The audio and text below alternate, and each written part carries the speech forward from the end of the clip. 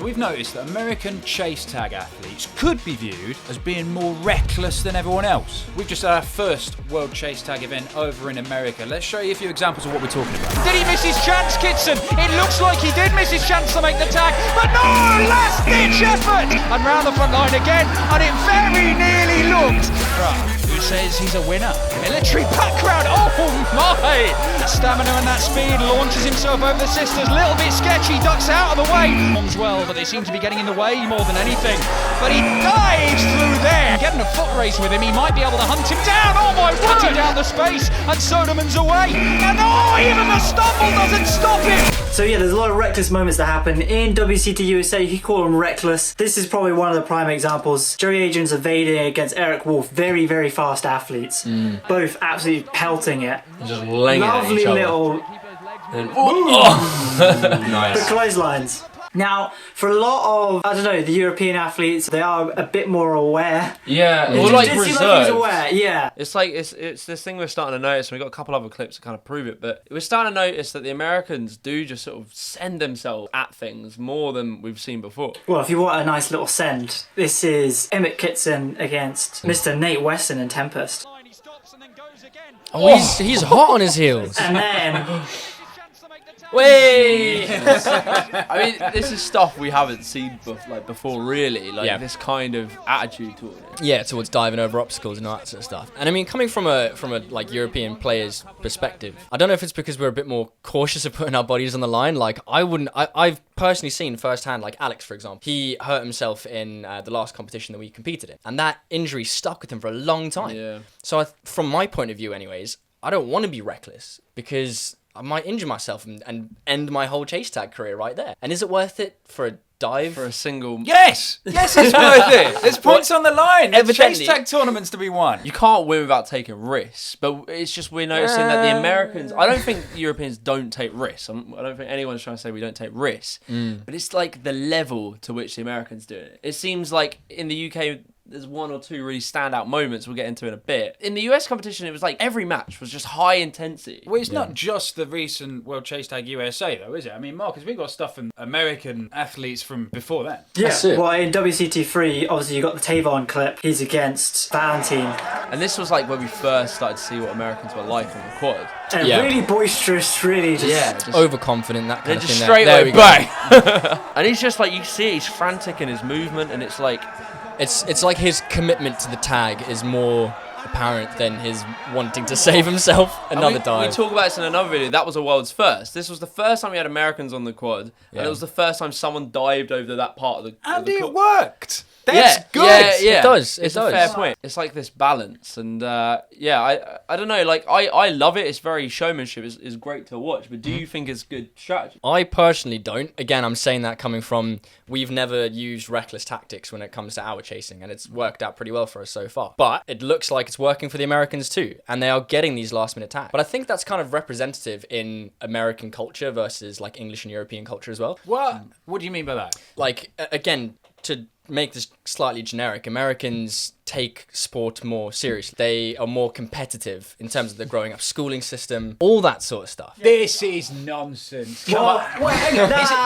No, because there is a thing with, especially in English schools, I don't know what it was like for you guys at home, but for me, it's what, especially like when I was at school, if you're not in the team in the UK, no one cares. Like, they don't bother actually trying to educate you on sport. Like I remember Unless going, you are the best when I football dropped out of the player, team, I there definitely was no felt- one there to take. I felt there was a lot. Like we had a lot of like in my school was a lot of sports, and like I took it quite seriously. But I think what we've seen is like the Americans, all of them take it seriously. But that's what I'm trying to say is that, but then from their schooling, we don't really take it seriously here. But in there, it's serious. They do track and field. They're doing all these competitive things. They do wrestling. All of these guys that you see in WCT USA, pretty much, I'd say like 90% of them have all done something before. Whether it's track and field, wrestling, Very competitive martial situation. arts, they're all into it. Yeah, but isn't that the main thing? It's the backgrounds they're coming from. I mean, a lot of the, like, say, you guys, you might just come from just parkour. You did parkour, and a lot of parkour athletes are just... They give it the whole... It's not compared. Like people don't go into. It's a parkour. philosophy. It's a philosophy of movement. I do not want the competition. It is not me versus you. It is not pure. It is all about movement. I'm sending Seb this. Clip. Whereas loads of these guys, they like played college It's an interesting sport, point. track and field, whatever. It's an interesting point because parkour at its heart isn't a competitive sport, and this is a new adaptation. That's why it's World Chase Tag. It's not called parkour tag. It's its own thing because the philosophy is different, and it's kind of interesting because I think culturally I've noticed that in Europe the people that get into parkour don't tend to come from competitive backgrounds. No, as you were the saying. people that get into parkour are like the free spirit, the outcast. like the one who doesn't fit. Someone who's in and all not this. good at competitive sport gets into parkour. Yeah, the guy that didn't like sports at school and didn't know what to do afterwards, then sees something on the internet and then gets into it. I'm case in point for that. Like, I was terrible at football. I was terrible at rugby. I was okay at sprinting back in the day, but that quickly fizzled out. You want to get into darts, pal. That's where it's Yeah. at. That's Get where on it's the at. dart. But I think that's interesting. I think maybe they're just coming at it from different backgrounds. If you're playing 100%. competitive sport, I mean, World Chase Tag USA, we saw a load of athletes who were playing soccer and track and field. Martial arts. Definitely. Innately And competitive sport. the way that America is set up is there is a lot more funding for sports, and there's a lot more kind of sponsorship opportunities around sport. Like they take it like like college football. There are like packed stadiums. Yeah, And it's like an exactly. honor or big money. It's an honor of a job to be a manager of one of these teams. It's massive. But what about their parkour athletes? I mean, is there any sort of more competitive element to the parkour A lot of the scene big in competitions States? have come out of America, like the speed comps, the technical comps, The the NAPC style stuff, This is like- one of the only like World Chase that come from the UK, and I don't think there's No. any other UK-based competition. That's a weird little contradictory point there. That like the UK aren't the most competitive nation, but we've come up with one of the most competitive parkour Versions sports. of parkour. Yeah, well, that's why this is different. That's why it captures the imagination. Yeah. However, counterpoint, Sketchy Andy is based over here, and he is a reckless man. Across the front line. 10 seconds. More so than I would say even a lot of the Americans we've seen. Yeah. I don't even think... I mean, look at him. Andy, Just in look. my opinion, Andy is like the craziest, the most reckless. It definitely does stand out as, that doesn't really fit into what we're trying to say. Because he was maybe probably... he's the anomaly. But then, like, he didn't grow up in the UK. He's from Europe originally, and he spent some time in America too. So maybe that influenced it all. Like, And there will always be outliers to the rule. Yeah. I think when we talk about this, you have to think of a general rule of thumb. Is Andy an outlier? Well, Andy used to turn up to competitions with a skull mask on and Yeah. the whole bravado. Yeah. See that, and we all found Andy incredibly just different and interesting, and like that was enticing. It was interesting to see. But it seems like all of the Americans are like that. The one thing I remember Damien and Christian were telling me, the founders of the sport, when they were out in America doing this, they noticed that everyone playing was there to win. Whereas, and it seems like that's where the recklessness comes into it. It's like if your goal is to win at whatever cost, you're gonna put your body on the line a bit more. But whereas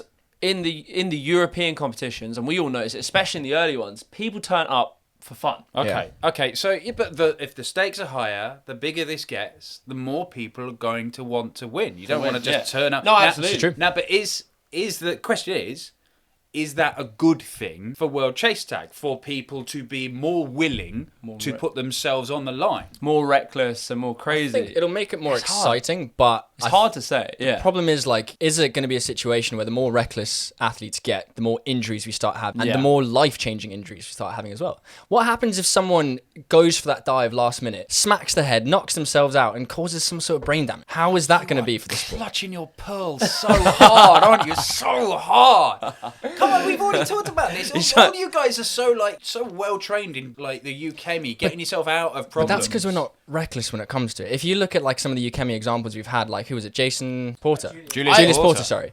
Like American. he's not a reckless athlete. He stumbled and used UKME to get out of it. So can you be risk taking? Maybe not reckless might not be the right word, but can you be very good at taking risks? Say you dive through something, you know exactly what to do if it doesn't go right. So can you learn the two skills? Because I think some of the American athletes, some of them haven't got it balanced. Like they have the craziness, they can send themselves at things, but they don't necessarily always have the UKME or the way of falling and To knowing back it how- up. Can you get the two? And could that be? I suppose that would be the ideal athlete, the apex athlete, someone who is good enough to take those risks and good enough to manage the risk if it doesn't go in their favour. And get back up and carry on, because there's no good doing the most amazing one-off thing and then you crack your head and you never play again. for the more experienced athletes like Moreira Gang, like Eugen, like Blacklist, they don't actually get as many injuries and they're not as reckless at sending things because they can use the quad a lot better. Positioning, timing, Do all you that think sort of that's stuff. because they know the quad better? Yes, They're 100%. more experienced. 100%, because you don't then need to be on that last second ditch dive. Well, that because Joey you can plan Adrian Bale things was a bit clearly better. a case of he didn't know that bar was there. Yeah, that just jumped out at him. Yeah, That. he wasn't, if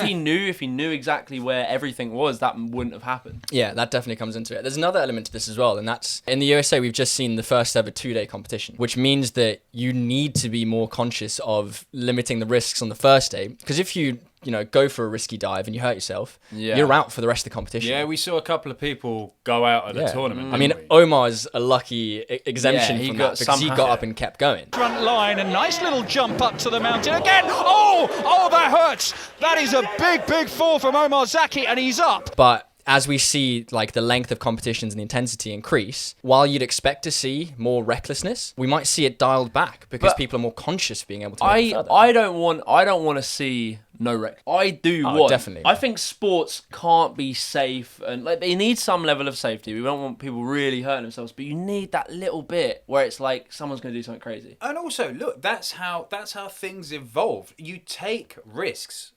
manageable risks, and that's how you develop You push 'em. strategies. You push Yeah. things forward. I mean, look, whenever I hear you parkour guys speak, they go, "Oh, well, it just couldn't be done," and then somebody did it, and now everybody does. They break it. This is Before true. it was done, it was too reckless. It was This too is very crazy. You unlock yeah. the content. That's what happens. Tavon's dive through the thing is the perfect example. That was never done, and now it's done in a controlled manner. So when we say more reckless, are we actually just talking about willing to innovate? Innovation is what was going to drive things forward, tactically and everything. It's a great point. We look at someone like Kirill. He did a massive running precision from the mountain to the tilted cube. Reckless. Now- Some would say that's reckless. But he did it in a Or would controlled say not manner. American. He did it in a controlled manner in which he limited all the risks, and he doesn't look like he's bumbling about or he's falling over or he's making a weird dive. Like the move he did was reckless, and given the situation, it was risky. But risky is the right But word. it wasn't like maybe what we're going for here is like arrogantly doing reckless. things beyond your abilities. And I think Kirill is a perfect example. If he took a risk, a very big risk, at a very tense point of the game, but he did it with the ability of doing it correctly. Okay, so look, I want an answer to the question we posed at the start of this. Basically, are Americans more reckless as world chase taggers? I want to say they are more reckless, but whether that's necessarily a terrible thing, I'm not going to say it's a terrible thing. It can be dangerous, but I think in the right manner, it's good for the sport. That's it. I'm going to have to agree with all of you here. Yes, I say the Americans are more reckless, but I think as their court experience starts to increase, that recklessness will then dial back and we'll start to see the innovation that we're looking for. Okay, reckless, innovation, you're cool. Let us know what you think. Let us know in the comments. Like and subscribe as well. And we've got new videos, World Chase Tag, Tuesday and Friday every single week. Keep chasing. Don't get caught. Don't get caught.